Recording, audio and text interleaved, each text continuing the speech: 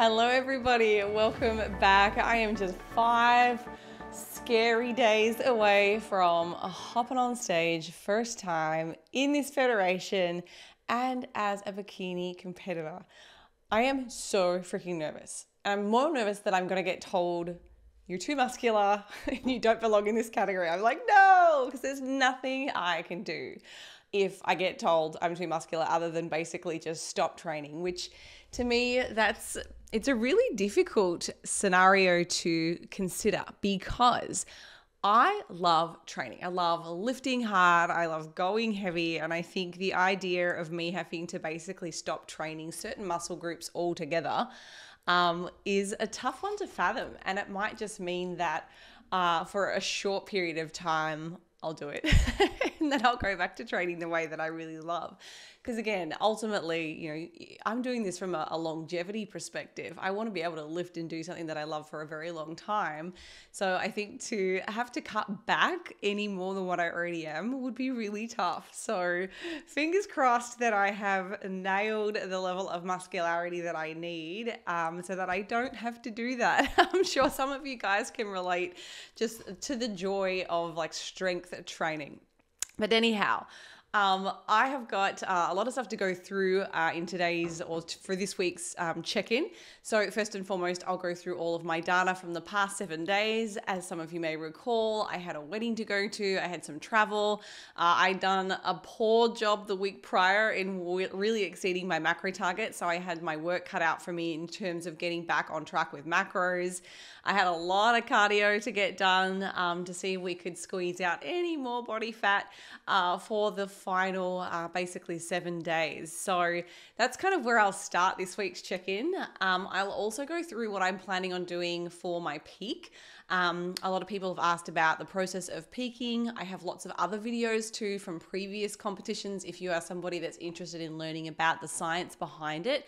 I'll spend a good amount of time talking about that today, but I won't go into quite as much detail as I have historically. And part of the reason for that is that there is just less peaking protocols required, I think, in this particular category and federation.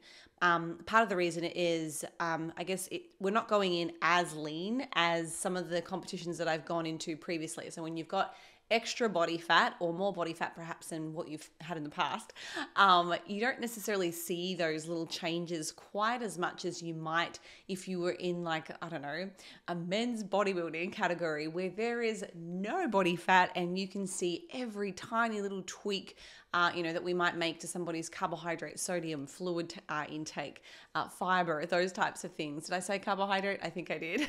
So I've got other videos where I really go down and break it down, painstakingly slowly to help you understand how that process works. But beyond my peak week and then I guess the show day competition and what that kind of entails, I'll also go over to YouTube and answer some of the questions that have been asked over on last week's video. So let's dive in. I guess we'll start with what my targets were, just as a bit of a recap. So for the last couple of weeks now, we've been shooting for a peasant macro target of 1257, and it has been every bit as hard as it sounds.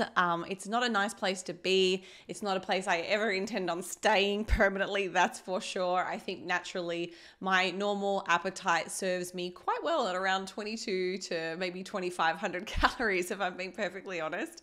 So it's been a lot more resistance and restriction than is what I would consider normal and healthy if you weren't competing in a competition. Now, of course, there are times where I've had clients dieting, and yes, for a very short window of time, we'll bring their numbers down. But that's just to get to the body fat percentage that they are happy with. And then we basically start that process of building muscle again, which is really what then drives their calorie numbers back up. So it's not a place I intend on staying either. And as soon as I get an opportunity or a break between shows, I will be doing the same thing as well. So at this point, I suspect I'll have at least 4 shows. I'd love to do those back to back. I guess the goal after this first show in Pittsburgh, that will qualify me for nationals, providing I place in the top 3 to 5. Once I go to nationals, I would then have to do the same thing, maybe place top 1 or 2. And then that might get me a pro card. And then I'd have to compete again as a pro and then place first or second as a pro. And then only do you get an invitation perhaps to the Olympia. So there's quite a few steps in order for me to get where I'd like to go. And it may not happen this year. As I've said, it's obviously the goal to get to the biggest platform, which would be the Olympia stage. So 12:57 this week, not very many adjustments to my calories or anything at all. I also did have one higher day. You can see here, I was probably highlighting the wrong week. I also had one high day here at 14:40 scheduled for the wedding that I was attending on Saturday. So I had a little bit more flexibility. But outside of that, my training was exactly the same. So still 5 resistance training sessions, 4 sessions, either on the Stairmaster, the bike, any cardio I wanted. It's just been convenient for me to do those two because they're very accessible. 12,000 steps per day, and then trying to get to 5,400 calories of energy expenditure. Again, that's just an approximate based on all of these things. So how did I do? Well, I tell you what, when I was driving home last night, we had a 4-hour drive from Tampa to Fort Lauderdale. I was very nervous about what my calories were going to come in as. I've been using a different tracking app and it does not track the correct calories, I guess based on just different labeling laws. And I guess the subtraction of dietary fiber and sugar alcohols, and then also rounding errors. So I was really, really hopeful that when I did finally put all of my numbers in, that things aligned, and by some miracle, seriously some miracle, it looks like I came in around 1278, which is 1% over my target, which is actually excellent. I was very, very happy. You can see here that I also hit my protein compliance, but there were a couple of days where it was a little bit low. But the reason the average came out at 100% was because I had a few days here at 158 and 146, which were a little higher for me, at least for this prep. So I'm actually kind of surprised and also happy with this past week. One thing that I do want to point out is my dietary fiber was a little bit lower this week. You can see here there are 2 or 3 days, in fact, that were suboptimal. I had one day, which was the wedding day here on Saturday, that I'm highlighting as 6 grams of fiber only, which is very low. But, you know, in the grand scheme of things, my fiber is always very high. I usually sit well into the 20s or 30s. So to be at 6 grams, but afford me the flexibility to enjoy, you know, the wedding and kind of participate and have fun. I had a couple of glasses of wine on that day. You know, there's nothing wrong with doing that. Now, I would argue there might be some individuals who have 2 glasses of wine and that just sets off a loose cannon and they're like, yoo-hoo, party time. And then they don't really know how to kind of self-regulate, and that might lead to really late night, you know, poor quality sleep, skipping training the next day, or not having a really good session, you name it. That certainly wasn't the case for me. I was back home tucked up in bed by about 11 p.m., which was actually kind of early for me considering what my normal sleep time is during the weekdays. So it was a little bit low on that one day. Tuesday earlier in the week, I can't recall exactly what went down here, but I'm looking at my protein intake. It looks quite high. I have to guess that maybe some of the snacks that I had were much higher in protein, and as a consequence, I wasn't getting all of those high fiber foods in.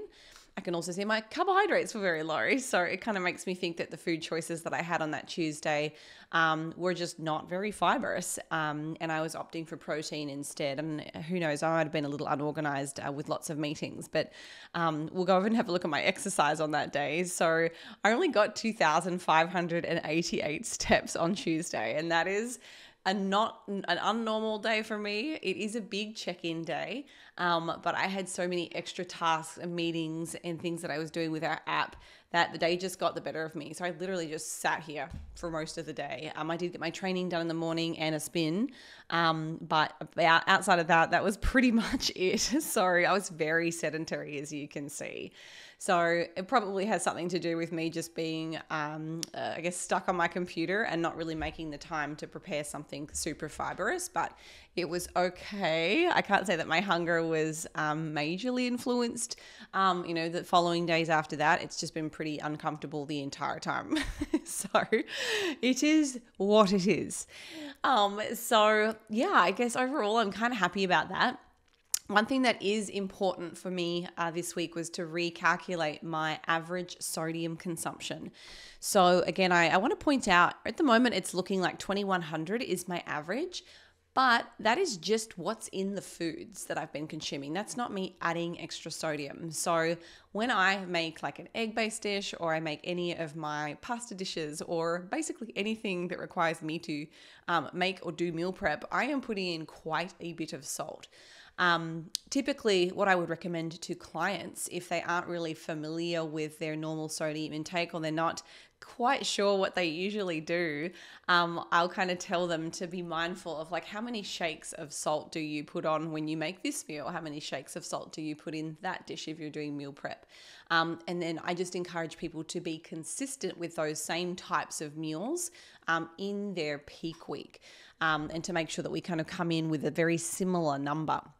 So for this week, I'm not going to be introducing any new foods, or if I do, and again, I'm a lot more comfortable doing this because I've been doing it for so many years, I'll just be paying very close attention to the sodium content of sauces, food labels. I already have to do that anyway because I have IBS. So I'll be looking closely at the labels and then just making sure that what I add on top is consistent with what I do in previous weeks. For this particular week, peak week, we don't want to make any major changes to your sodium content.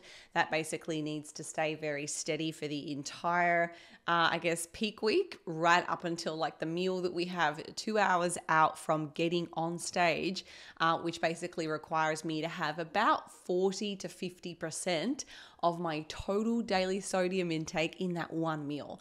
So you'll get to see my 2 hours out peak show day meal is going to have about 1200 milligrams, which is kind of high, but it's so delicious. And you just turn into like a vascular Hulk shortly after. So all those calculations I'm going to go through with you here in a moment, but I just thought I'd point out I did have to track my sodium this week to make sure everything was good. One thing I will say is my weight didn't change. Frustrating, of course, but I also think it's really important to kind of point out at this point, it's not unusual to not really see a whole lot of movement on the scale, but more visual changes in the mirror. I don't know exactly what my body fat percentage is. I did take an in-body scan on the weekend. I actually popped into the USF, University of South Florida, and did all of my muscle thickness measurements. So we've got those from the very beginning of my prep.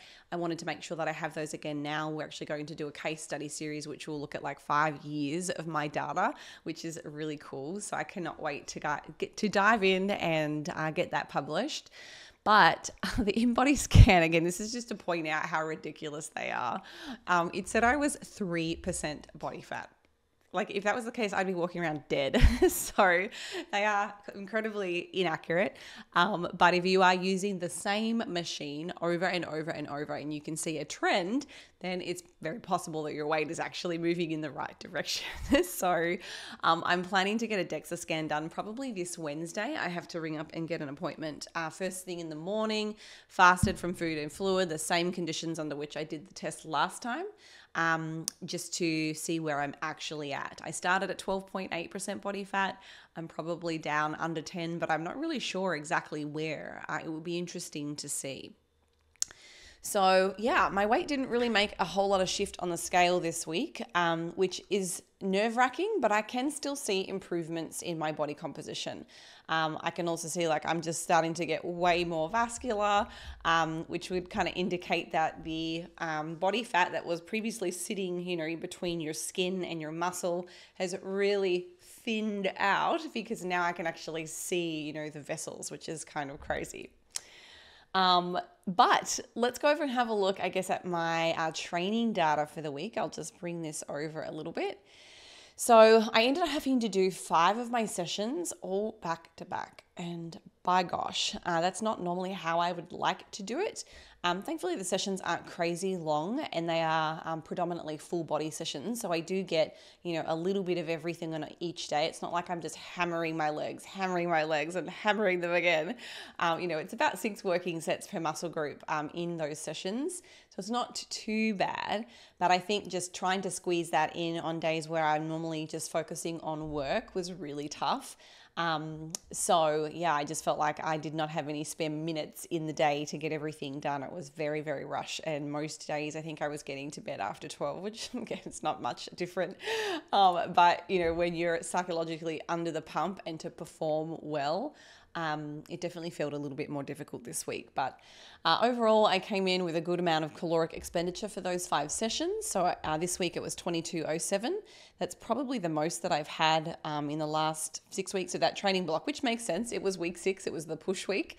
So you can see here last week I expended 21. The week before was 2000 and 1800 and 1700. So, it's progressed perfectly the way that I would anticipate it by following the training RPEs that I prescribe in my program. So a good week of training overall. I will say the last couple of weeks, my left shoulder has been really bothersome. In fact, I noticed that with all of my overhead pressing movements, getting a lot of discomfort in and around my shoulder. I wasn't able to get into the physical therapist this week. Unfortunately, I'm not able to until next week, but better late than never. So I had to make a couple of little adjustments to just the way in which I was kind of pressing. I think when I was going in a really wide position, I found that most uncomfortable. So I was kind of narrowing my grip a little bit and rotating so I was a bit more neutral for some of those presses, and that alleviated a bit of the pain. But I also took the load down too. So I definitely wasn't pushing to like an RPE 9 or a 10 as my program prescribed for my shoulders. I was much more concerned about just getting through this next week and obviously the next 4 or 5 weeks. I've got lots of competitions probably coming up without getting an injury, but it definitely feels like it's on the brink of just a light little tear or something's going on, and it's just under recovery. I probably slept on it funny. I am doing a lot of volume on shoulders, and this is not the ideal environment that is favorable for healing. Let's be sure about that. So if I was doing this in a building phase, 24 sets or 27 sets, whatever it is, on my shoulders, again, posterior, anterior and medial, it would probably not be as uncomfortable, and I may not have any of these symptoms. I think it's just the low calories and not really getting enough recovery to the tissue. Coming over to my cardio. So I definitely set myself up for some big ambitions this week. It's the most amount of cardio that I've done in quite some time. So up to 120 minutes in total for a high intensity movement. So this past week I did multiple spins, and I can tell you, this week, it was so much more challenging mentally. When I first started, and maybe you guys can relate to this, the cardio that you do, it's not so bad, especially if it's a group fitness class or something. I usually look forward to those types of things. But every single time I got on the bike, whether it was planned in the morning, I think on Monday morning or Tuesday morning, it was a morning session, an AM session. In fact, 2 of them were, to be honest. I know kind of getting up, it was just like trying to talk myself into getting on the bike. Like it was a struggle. I remember thinking on one of the mornings, I was like, maybe if I just do my walk and then I'll just start work and then I'll do my training and then I'll do some more work and then I'll do it at the end of the day, when I've had some more meals. Like that was the logic I was trying to tell myself, and I'm just like, no, Holly, do it now or you're not going to do it at all. So I think like 10 minutes into the ride, and because I've been doing just my own, session, so I'm not following like a class or anything. My Peloton subscription, I need to re-sign. I guess I changed credit cards recently and I haven't renewed and put my new details in. So it was like, oh, you need to update your payment. I'm like, oh, great, just I've got all the time for that. So every time I like go to get on the bike, it's either like you can make your payment or update all your details, or you can just get on the damn bike and do something. And that's what I have opted for. I'm hopeful that at some point I'll have an opportunity to like just sit down and do that kind of administrative task. But I've just been making it my own. So 10 minutes in, it's like, oh my God, I have 20 minutes to go. So like every 5-minute interval on the bike, I'm like, okay, all right, you've been doing climbing for, 1 minute on, 1 minute off, 1 minute on, 1 minute off. And then just to keep my mind distracted from all the thoughts that I'm thinking about with my job and blah, blah, blah, blah, blah, I'll like change the intensity, or I'll do like a seated sprint for 30 seconds on, 30 seconds off, just to stop me from thinking about all the things that are going on. So it was so much harder this week. I definitely found myself having to do like an extra couple of minutes to get to the minimum 300 calorie target that I am supposed to be doing. So even though I've got 30 minutes listed here, and again, that was me just pre-planning it last week, I was ending up having to do like 33, 34 to get my calories to the same number, which is kind of goes to show you really start to hit the fatigue and hit a wall when you are getting down to the wire. So if you've experienced the same thing, that is normal. You just got to do the extra bit of work to get the calories done. And I had to talk myself into staying on the bike multiple times, I can tell you now. Sunday was an interesting day actually, because this is when we were we'd just been to the wedding. We had stayed in a beautiful hotel on the beach, and I got up super early. In fact, I've been waking up early just naturally, I think, because I'm not sleeping well because of being lean.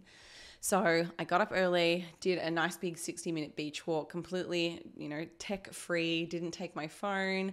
It was a nice unplugged walk, and I think just being in a new environment, it was so nice just to like take it all in, the birds chirping, the waves on the beach. It was such a nice morning. So it was like a ghost town. No one was out walking at 6 a.m. except for me and like a handful of runners. So that was really nice. And then I came back up to my room, and then I was like, okay, I know I need to do another spin. There's no way I'm going to do this when I get home after a 4-hour drive. So I ended up doing a spin on the bikes in the hotel, and I'm used to using the cleats. So I just had my regular sneakers on for the spin classes or for the spin ride. And it was a lot tougher. And like, when they don't repair or maintain the bike. So one of them didn't have like the foot cage, and you can tighten it down onto your shoe. It was just open. I'm like, oh God, this is going to be a nightmare. But I stuck it out, got it done, and ended up getting a good amount of calories. So that was good. But I'm super happy because for the whole week, I ended up coming in and meeting my goal of 5,400 calories of energy expenditure through planned movement, which it's been a lot, but got it done. So overall, a pretty compliant week in terms of activity and nutrition. So for this week, I guess what I'm actually planning on doing is keeping my calories really similar for my peak week. This is a little bit unusual to how I might normally do things. And like I described before, because I guess I'm probably not as lean as I have been in like the fitness category where I used to compete with the WBFF. And I don't think that the look on stage for bikini favors like, shredded cut lines. Like they don't want to see striations. So I'm going to actually have to practice like not flexing when I do my poses and just kind of relax. But for that reason, I'm not going to do the normal peaking protocol that would allow me to kind of fill out, have your muscles popping on stage, looking really like bubbly. So I want to show you a little bit about how I might usually do this. But then, more to the point, I think for my prep, for at least this show, I want to see how I look on stage, and then I might make some tweaks to my future shows depending on what my feedback is. I just don't want to go in too like shredded and like looking just yolk, you know what I mean? So I'd rather go in a little bit softer and flat than too round and too muscular. So I've got my peak week, I guess, pulled up here on the screen. I hope that you guys can see that okay. I might make it a little bit smaller. There we go. So normally, you can see here we've got the different columns for protein, carbs, fats, fluid, fiber, sodium, cardio training, blah, blah, blah. What you can see here for my protein normally is that it kind of responds to the carbohydrate increases that I might have early in the week. So I'm a big proponent of a front-loaded carbing protocol, which allows for that carbohydrate to fill out your muscle glycogen stores. So obviously I've been operating basically on ground zero for many weeks. I've kind of explained to you, like basically anything that's coming in is getting used straight back up. It's not really having an opportunity to be stored at all. So my muscle is very flat right now and empty.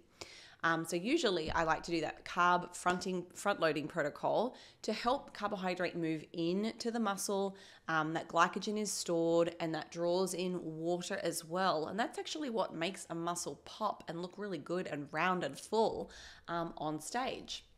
So usually I would be, today being Monday, I would normally be eating almost 2 times my normal carbohydrate intake. So you can see here on a typical carb loading protocol, I'd be eating about 225 grams of carbs today, and then it would slowly kind of taper down towards the end of the week. That one's actually wrong. I need to put my data in there. And then on Friday, it's kind of the day before, it's usually a bit of a swing day. So I would take a look at myself, see how I'm looking. Am I looking really good, sharp? Do I hold steady? Have I overshot it? Do I need to pull back a little bit on Friday, or do I need to go a little bit more to kind of top me up if I'm still looking flat? And again, with nerves, and stress for some people in those days leading up, they end up using a lot more energy just because of the stress and maybe the travel, and they end up walking around and doing a lot more activity than they might normally. So, in that case, we kind of leave Friday as a bit of a swing day. Protein kind of responds to offset some of the calories. So we don't want to be putting someone back into a huge surplus in their peak week. I mean, unless they needed to, but it would be unlikely. I've had probably more instances where someone still needs to lose more body fat than they are needing to kind of eat their way back into their show. That happens a lot less, but you can see, lower protein today to offset the higher carbs in a normal circumstance. And then it kind of builds me back up, by Thursday, Friday to my normal intake. And it kind of titrates the carbohydrates a little bit like this. And also you can see here earlier in the week, normally I would do a little bit more dietary fat, and then it would trickle back down towards the end of the week to something that's a little bit lower. Again, fats play a lesser role, I guess, in the overall appearance of your muscle, but we can't deny it altogether. So I just kind of keep it around this low 27 grams, which is basically the cutoff for me as far as minimums for free fatty acids. Over to the fluid column. So again, you hear a lot of crazy, wild things and techniques for fluid. Again, they might differ a little bit in the performance enhancing drug industry. That is not me. So, we are not kind of forcing things and doing anything that's like beyond natural. So, we want to keep our fluid intake really steady throughout the entire week. Make sure that you're having adequate amount of fluid right up until show day. So that doesn't really change for me, and that's been about 3.5 liters. I probably have like 5 of these sodas a day, big coffee in the morning, maybe 2, and then I also have a sports drink when I'm exercising, or like a sugar-free Gatorade. So I'm just going to try and match that for this week. Fiber will be pretty normal. I might end up bringing it down a little bit on Thursday and Friday, just depending on how my abdomen is looking, and depending what my fiber intake has been on Monday, Tuesday, Wednesday. If for whatever reason, I have a really high fiber day, I mean, I hopefully plan not to do that, but keep things as normal as possible. But, if I'm really hungry, I might end up having some more fiber. I might bring it back down a little bit on Thursday and Friday, but not by too much. I don't want to be constipated on show day and not feel like I need to go to the bathroom. So that will come down a little bit perhaps on those 2 days. Sodium, that will stay normal as well. Again, you hear about a lot of manipulations in terms of your sodium intake. That is also not something that we want to play with. The body has this wonderful capacity to auto-regulate. So we want to be able to make sure that we've got a good amount of solute, and that also can be really important for peaking on your actual show day. That will help with the volume of your plasma, and that will also help you appear a little bit more vascular if that's something that you want. I don't know that I'll need to go too crazy, again, depending on how I'm looking, because this particular competition, I don't need to look like a figure competitor, with striations or, really crazy vascular. So that will probably stay pretty normal for me right throughout the course of the week, with the one exception of show day, which I'll point out here in a minute. The reason I've got some little asterisks on Wednesday, Thursday, and Friday is because I am due to get my cycle, which is going to be a horrible nightmare if I do. So if you look back over here on my client tracking sheet, I've been kind of keeping tabs on when I would be due next, and it will be day 25 for me on Saturday, which is normally when I start to get all of the pain, the cramping, all of the horrible symptoms, the abdominal distension, the bloating. So I'm like, whole shit. So I am praying that I am lean enough not to get a cycle because it is so bad. So on the off chance, and again, last time I got my period on day 24. So you can see here it came a couple days early. Normally I'm right on 30 days and it came at day 24 last time. So what I'm not going to be doing is tempting fate this week and having any high carb days. I find for me that if I'm on the border of like that leanness where I might lose my cycle, if I have a couple of really high calorie days, my body's like, oh, she's feeding us again. Yep, boom, period. She's healthy.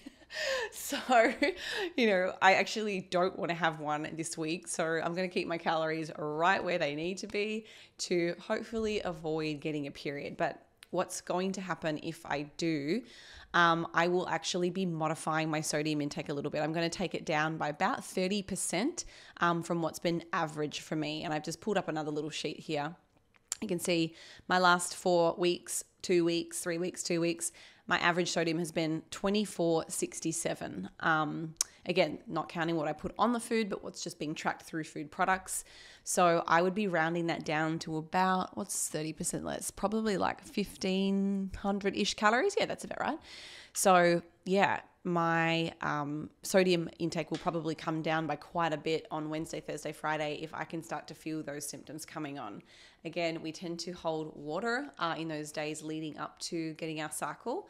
And that is the last thing that I want. So I don't want to look bloated. I don't want to have any extra fluid in the extracellular spaces or extra fluid in my muscle when I don't think that I want that at the moment.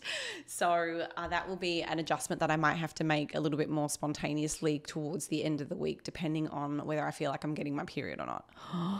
So frustrating. But anyway, so that's what I'll do there. And in terms of my training this week, everything's going to be pretty normal, almost up until Thursday. So Thursday will be, I still do a normal training session just off my program, but I'm not going to be doing legs above like an RPE 6. I don't want any extra inflammation in my legs that could be retaining water. I want to be able to see all the muscle, everything that I've worked so hard for. I don't want to be inflamed and fluidy, and that can kind of cover up all of the, the hard work and the leanness. So we don't want to inflame anything really right before a competition. And then by Friday, you can see that I'm just going to be doing a light kind of full body circuit. Again, the RPE will be probably pretty low. I'll just go into the gym in the hotel, get something easy done, and it'll be just a lighter day. You can also see I'm going to be doing less steps on those days too. But up until then, my 12,000 steps will still be the goal. So that is, the peak week. And then on my show day, this is just very loose. I just threw some numbers in here before I started recording this video. So I'll have to be on stage 2 times, most likely. So I've got pre-judging in the morning and then finals in the afternoon. So I have a protocol where I kind of have an idea of what I'm going to eat 8 hours out, 5 hours out, 2 hours out, and then 30 minutes out. So my protein isn't really the main focus on show day at all. I'm just keeping that kind of low to kind of make a meal out of what I'm eating. I don't want to be starving hungry either. So I have about 25 grams of protein at this 8 hours out meal. And that's not actually an unrealistic time frame. I just found out my hair and makeup is at like 5 a.m. So this week I'm going to be getting myself up earlier and earlier by 15 minutes every day so that when show day rolls around on Saturday, 5 a.m. doesn't leave me with big bags under my eyes, black and blue. That's going to be horrible. I do not want to look like, I don't know, what's it, Shrek? Maybe Shrek. It's probably a good example. So every day this week, I'm going to try and get up about 15 minutes earlier. And then, yeah, I'll have 25 grams of protein, and then it kind of tapers down a little bit. It's not super important. Doesn't have a whole lot of value. It's just to round out that meal. So it's not like wacky foods. Carbs is very important on show days. So you can see here when I first get up in the morning, I'll just have a light carbohydrate meal. But then the 5 hour out, 2 hour out meals are really where all of those carbs are coming in. And that's going to help me kind of fill out just on the day to look my best. And then usually I kind of swing this last meal 30 minutes before. I'm putting in about 20 grams of carbohydrate. And again, this is about 20% of my total daily normal carbohydrate intake in that 2 hours out before. And again, in terms of what I choose for my carbohydrates, I'll be very, very specific in terms of food choices. As an IBS sufferer, I do not want to have anything that is a FODMAP. I have seen so many people backstage before that are just pounding like foods that I know are so high in fructose, which is just like the biggest disaster. Like nobody, if the ratio of glucose to fructose is higher and favors fructose, your body is not going to be able to metabolize and break that down very effectively. What it will do is it will prioritize the glucose, and then the fructose is left to be fermented. And boy, do your gut microbiome have a field day with that. So I tend to avoid any fructose containing carbohydrate on show day. I just have strictly carbohydrates from glucose. So that might look like rice. It might be a rice product like a Rice Krispie, Cocoa Puffs, a corn-based product. I've done cornflakes in past shows. Nothing that's like crazy high fiber. We don't want like big voluminous, I don't know, you don't want to have to eat a lot of food to get in that 120 grams of carbs. I have seen some girls eating rice cakes backstage, and that's their only carb source. And I'm like, you realize you're going to have to eat 40 of those things to get like a good amount of carb. So we want to go with something that's dense, so you're just eating. So yeah, I'll probably do rice, I think. And I usually pair that with like extra lean ground beef with a little bit of butter. Or in this case, I was thinking maybe even like a satay-like beef with rice. So I've been digging sunflower spread lately. I actually made a pistachio sunflower spread on the weekend, which I'm filming and going to be sharing with you on Saturday this week. So I can't wait to share that with you. It's so delicious. But this is a low FODMAP too. So that would be my fat source. And that kind of would work well with the beef. So I'm thinking, imagine like peanut satay, it's going to be sunflower satay with rice. So that'll be yummy. It's not too crazy. It's a dense meal. It's not going to fill me up too much. And that will allow me to get in an adequate amount of carb, protein, and fat. It also gives me an opportunity to salt something. So I've seen people, again, like just out the back with like salt shakers. I'm like just eating the weirdest combinations of foods. I'm like, there are other ways.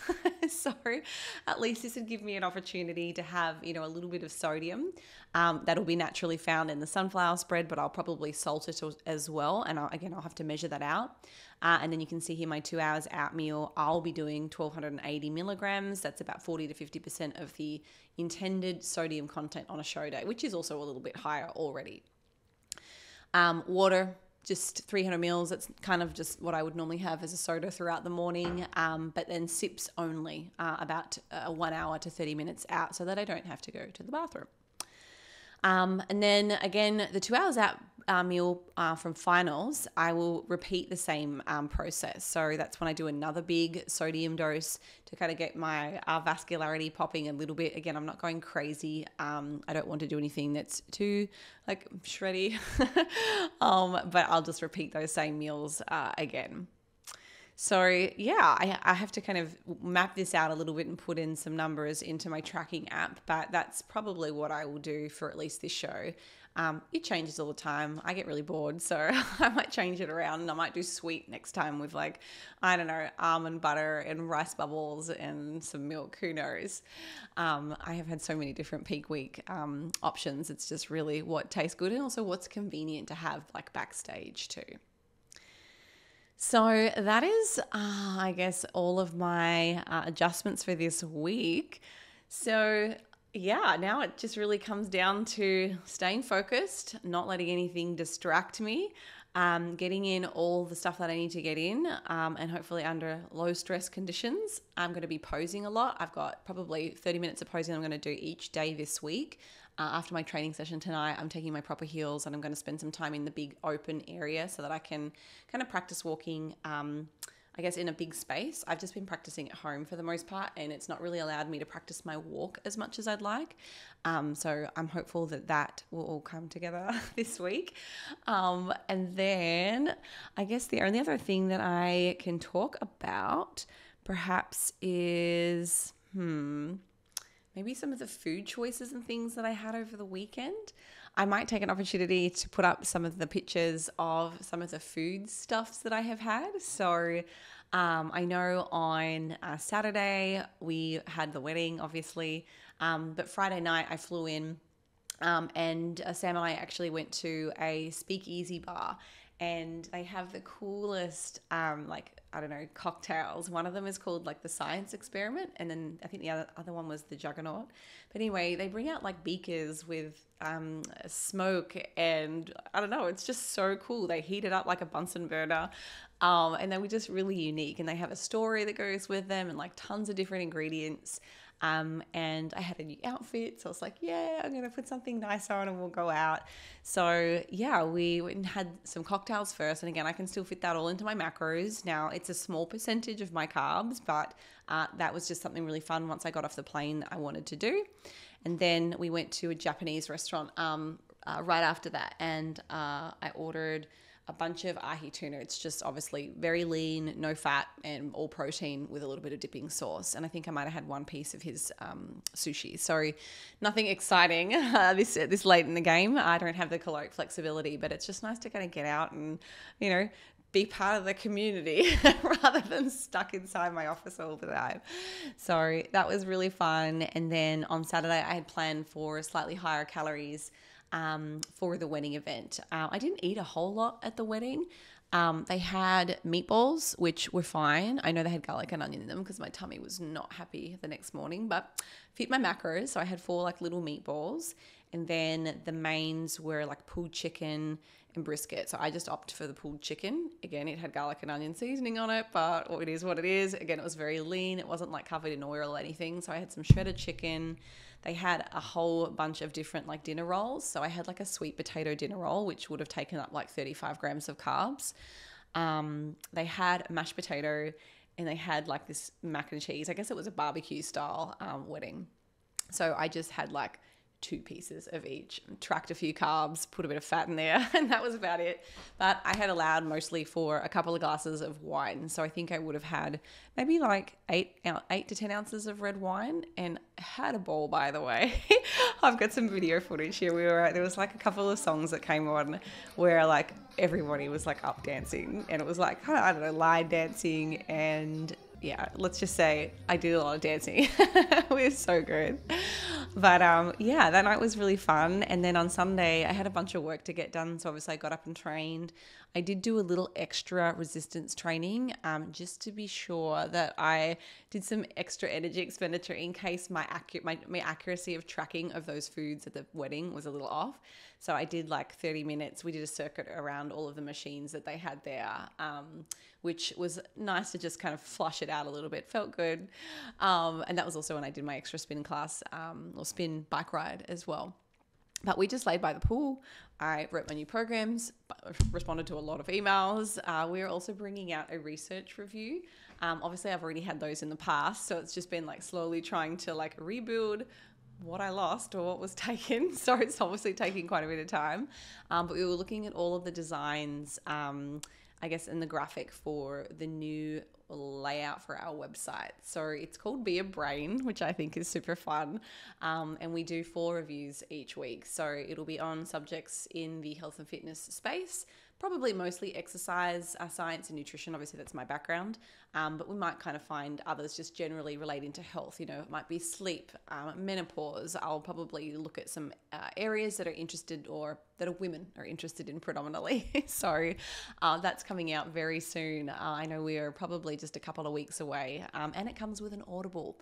So most of the research reviews right now are just text form, and I know nobody has time to read anything anymore. So, you know, we're so used to being delivered content via, you know, audio, through podcasts, YouTube, what have you. So I wanted to make sure that we had an accessible way for people to be able to like take those all in while they're doing their cardio or driving to pick up their kids, however it might be. So stay tuned for Be a Brain. That'll be coming out very soon. So anyway, that's what I was doing on Sunday. Wrote my new Bikini Olympia program, which I'll do a little bit of that this week. I think I'll probably play around with it before I make it live on the app, just to make sure I'm really happy with the flow and that we've got a good balance of exercises. And then you guys will have access to that probably in the next week or two. So yeah, then I ordered food at the pool, just prawns, and I asked what other like seafood products do you have, and I had to like question. I'm like, have you got scallops? And they were like, let me go and check. So there was like a nice restaurant inside, and they're like, yeah, the chef's inside on their menu have scallops. We can definitely hook you up. So yeah, I had like 8 prawns, 2 scallops grilled, side salad, bit of dipping sauce. So that was my lunch. Boo, it was kind of unfilling, but it hit my macros. And then on the drive home, I had like, I don't know, you probably see me pop them up on the screen. I had like these cheezels. I don't know what you guys call them. Cheetos, something like that. It's like puffed flour, and it was like with a cheddar cheese, and they were a high protein product. They're also a little high in fat, but it served its purpose. I did not want to be trying to fuss and make a meal in my hotel room. I just grabbed what would fit my numbers for that day. So yeah, I had a couple of protein bars, and then I think when I got home, I had leftover meatballs and did like enchilada kind of things on an open, like high fiber wraps. So that was my day. It was very boring, relatively. What did I do for fiber? Yeah, I had 15 grams of fiber yesterday. So the fiber basically came from the 2 little 7 gram of carbohydrate, 7 gram of fiber wraps that I've showed you before. I got the sun-dried tomato ones, so they were delicious. So yeah, that's kind of my week. There wasn't anything super crazy. It's just been nice to kind of not completely become a hermit and still live life normally for this prep. But that's probably a really good segue over to the YouTube questions, because I know a few people had kind of asked about how I had found this prep overall. So let me go and find that particular question, and then I'll work my way back up through. You know what? I'm not going to do that. I can't find it. I'll go straight to the one that I can see. Okay, so first question here is, why do you count calories burned? Everyone online seems to preach to not look at those because they are garbage, and you would be exactly right. So the number that we see, or the absolute number that's recorded on our watch, and I think I've probably mentioned this in previous check-in videos. This person might be new to my channel, but I'll repeat it again. I want to make sure that you feel like I've answered your question thoroughly. So in terms of the accuracy, they are often quite inaccurate. In fact, I have done previous YouTube videos and other content on this channel that looks at some of the research studies that explore the accuracy of all of the different bands, whether it's a Garmin, a Fitbit, an Apple Watch, you name it. And they can vary by as much as 40% from your true energy expenditure as measured by metabolic ward study. So in that particular sense, I am not looking at the number because of the absolute values. I'm looking at the number so that I can adhere to it consistently each week, and then I can compare it to previous weeks. So I'm looking at the relative change from one week to the next. So if I go over to my tracking sheet here, if I go over to my master data sheet, you can see here I am looking at the total weekly caloric energy expenditure.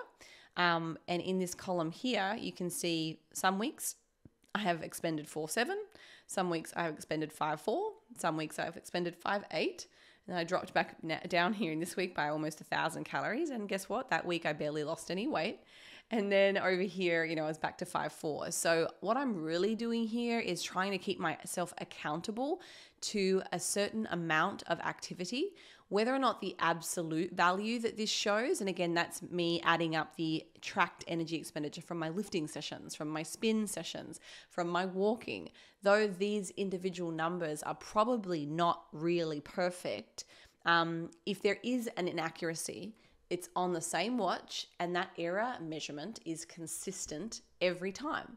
So I'm still looking at relative differences from week to week. So I might be able to go back here and say, okay, look, this week where you did 4,700 calories, and then maybe the following week I come in and I do 5,800 calories, I can look at that and say, well, you've expended significantly more energy this past week. I would expect to see a big drop on the scale. So conversely, if I did 5,800 calories one week and then the next week I come in and I've only done, here's another example, 3,300 calories for energy expenditure, I would probably say I would expect to see that you've gained weight this week based on the inconsistent low energy expenditure that you had on average. So I hope that helps. I'm not looking at it in terms of absolutes. I'm looking at it in terms of relative change. Okay, someone else is asking about the meal prep document last week. So it is now uploaded. If you go to the description section and you expand, if you scroll down here, you will see Holly's contest prep recipes, and there is a document linked here. Earlier on in the series, someone was like, Holly, do not put the master sheet on your links here. So it is a copy, and I would still encourage you all, if you do open up the document, to save it and make a copy, because this is the same document that everybody else will be downloading. I don't want you to go and put any personal information or anything on there, and then that's something that everybody else can see, because anyone with this link can access the document. So it is available for you there if you would like to check out all the recipes that I have been putting together for this entire prep. So that's that. Next question. What would you say is the best train to rest ratio for an advanced lifter? I know I train too much because it's really like therapy for me, but for my anxiety, but it's been detrimental for my fat loss and muscle growth. Any tips on how to navigate? Thank you. So I think it really depends on somebody's individual circumstances. I know I say this quite a bit, but context is so important. My answer would be completely different for somebody that is building muscle versus who's in a building phase in surplus calories versus being at maintenance calories versus somebody that's in a calorie deficit. So they're, losing body fat. How your body responds and recovers will largely be dependent upon the energy available to you. So, how much should you rest? When we're thinking about the context of somebody in an energy surplus, so maybe they're in a building phase, you're probably able to tolerate more exercise in general. You've got more nutrient availability and more micronutrient availability as well to help with that recovery process. You generally feel a little bit better. Your quality of sleep is probably better. There's less stress. You're not in this restricted, famished state where your body is telling you to slow down, rest, and it's trying to implement all of those self-defense mechanisms that really ramp up to kind of get you to slow down so that you don't keep losing body fat. So that train to rest ratio, regardless of your status, is going to look a little bit different depending on whether you are in a surplus or whether you are in a caloric deficit.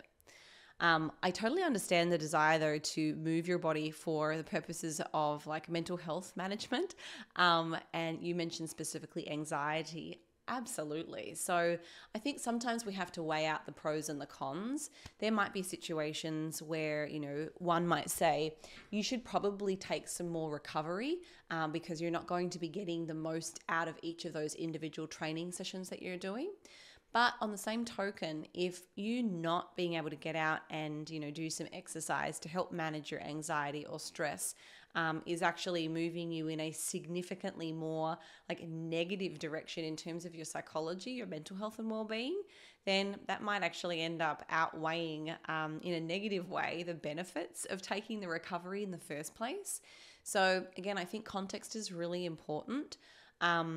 again, in terms of fat loss and muscle growth, I do think that, if you are trying to build muscle, if you're taking too many rest days, you're probably leaving some gains on the table.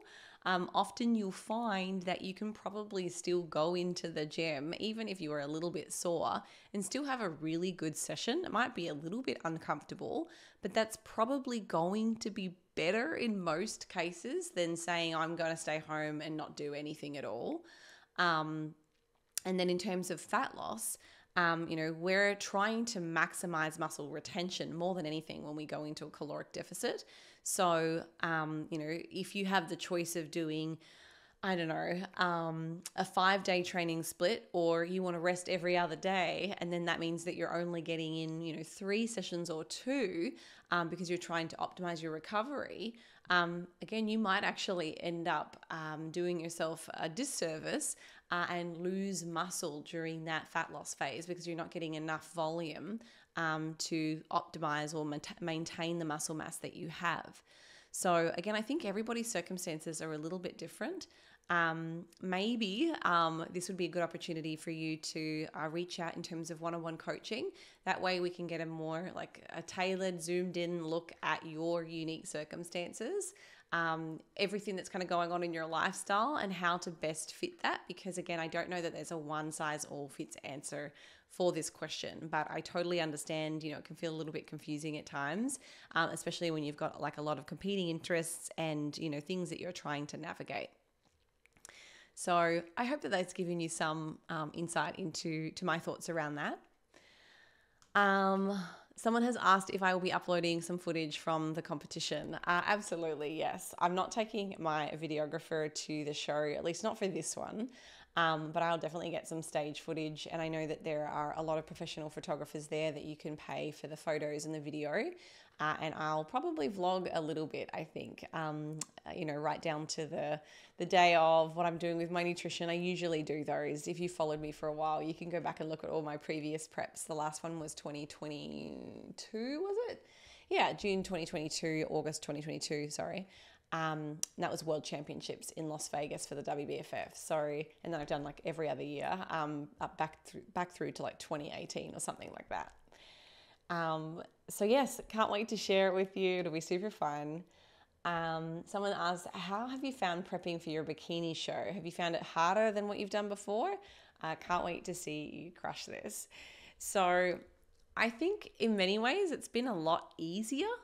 And then in some ways it's also been a lot more difficult. It probably sounds a little bit conflicting, but I think my circumstances in many ways have improved so much, just in terms of my personal happiness. I think moving from a very toxic and unhealthy relationship into an environment that is just kind and healthy and happy and really good, that has done so much good for me, just in general. My mental health and well-being is a sight better, not being in a relationship that was really harmful for me. Then in other ways, I think I'm probably working a lot more, at least, I don't know, maybe it's comparable. I feel like I've just worked ever since I got off the plane to the US. I think my work-life balance from 2017 through to 2020 was pretty similar to what it is right now. We were building Carbon Diet Coach. I was building Team BioLane. I was writing books. I was still doing all the same things that I'm doing now. So that was pretty intense in terms of work. So I'd say I'm working a comparable amount now. The main difference though was back then, I was really struggling, I guess, with my eating disorder. And I was also in a toxic narcissistic relationship. So, those things were not favorable for, having a really smooth competition. In fact, I probably shouldn't have been competing in 2017 and 2018, and instead perhaps focused a little bit more on healing from the disorder. But thankfully, I did it all simultaneously and have come out the other side.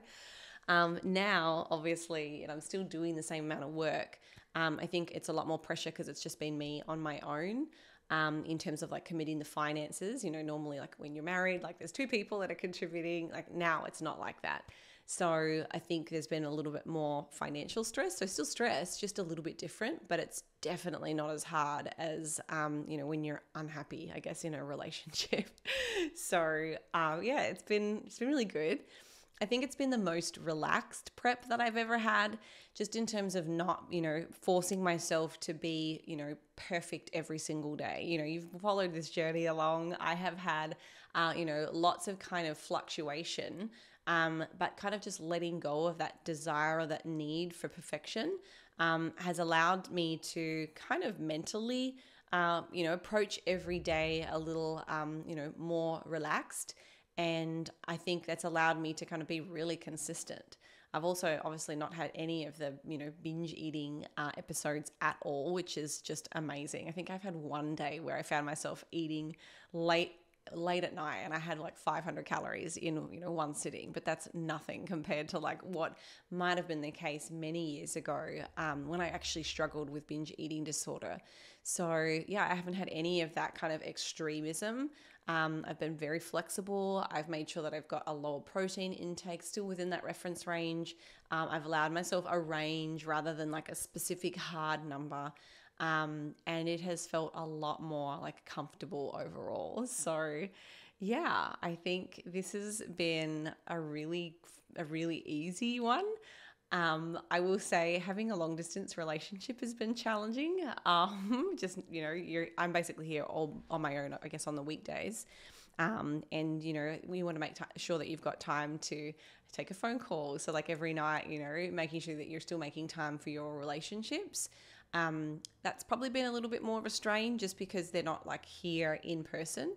So that's one thing that would be nice not to have, but it's obviously we're moving it in the right direction. So, yeah, I mean, outside of that, I think it's been pretty good. I don't have the same team that I used to have. I'm a lot more involved in like the direct like management and overseeing of everything in the business, whereas we'd gotten to a point in my previous companies where I didn't have that direct role. And there was a lot more, I had a little bit more freedom in the sense of like making big decisions. I would kind of have the big vision, communicate my needs, and then the team would go off. Whereas in this particular, because we're still such a new company, I'm still very much involved in the day-to-day overseeing and obviously still building the apps. So yeah, it's been a lot, but it's been manageable. So yeah, thank you so much for the question. Okay, there are any more? No, I don't think so. Someone was just saying, I know that your business is female focused, but I just wanted to take a minute to tell you how much I've enjoyed the videos. Sure, some of the things you discuss are female specific, but for the vast majority of the information you provide is really relevant to anyone who is just in a fat loss phase. I know that I really appreciate your open and honest discussion. Oh, thank you so much. I really appreciate it.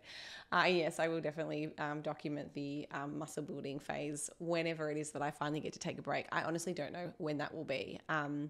I plan to, at least for the foreseeable future, just doing shows until I kind of get the qualification that I want. But again, if anything major changes in my life, I might have to change my mind. But at least for now, that's the goal. So I think that's all the questions that have come through for this week. If anybody has any specific questions that they'd like to know a little bit more about, by all means, leave me a comment. Please do not forget to go and check out all of our resources, subscribe to our newsletter on our website. If you haven't got Be a Fit training app, you can go and download that. It's available on Android and iOS. If you want to learn more about exercise and muscle growth, please go and take a look at the Complete Exercise Guide to Muscle Hypertrophy. That has been my best-selling book. It is an amazing book. We have 13 different chapters that cover all of the different training techniques that you'll have heard of in terms of muscle growth outcomes and I guess what the research says. We've got tons of recipe books. We have so many free resources on our website. Not to mention in the description, you can find, I guess, the link to all of my prep recipes and everything else. It's all right here on the screen for you. So Thank you so much for following along in today's video. Wish me luck. I am 5 days away. I will be putting up that peak week video probably, I don't know, sometime early next week. So it will be after my show, but I think it's always interesting to kind of watch everything that kind of goes on. So until then, I guess I will see you at my next video.